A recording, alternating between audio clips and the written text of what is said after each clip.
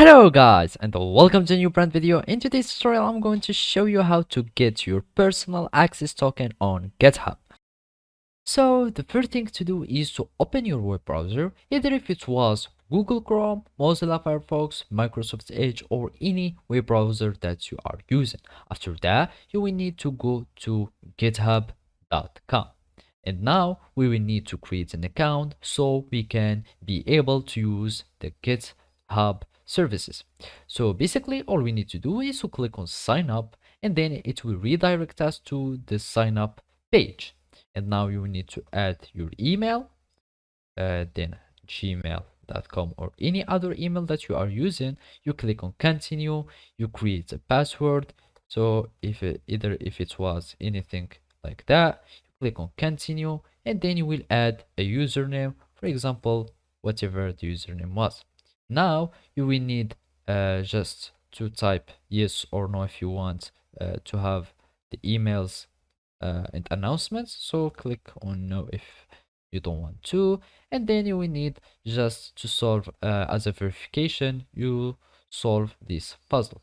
So we start this puzzle, identical objects, we do like this, and then you will do like that, and then you will create an account.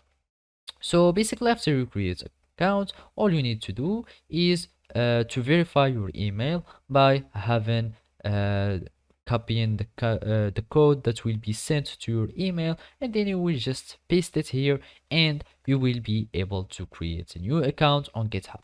After that it will sign in you and you will have access to use the GitHub repository. And basically now all you need to do is to follow these simple steps. So after you log into your account, all you need to do is to go to your profile, settings, and then you will need to go to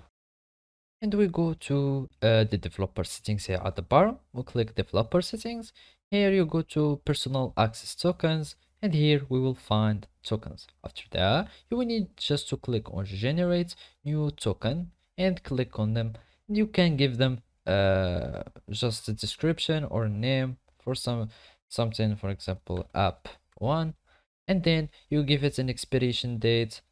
After that you can just select some scopes, etc., and then you will click on generate token. After that you will need just to copy this token, and this is your personal token or personal access token. So basically this is how you can do it. Thank you for watching and see you next time.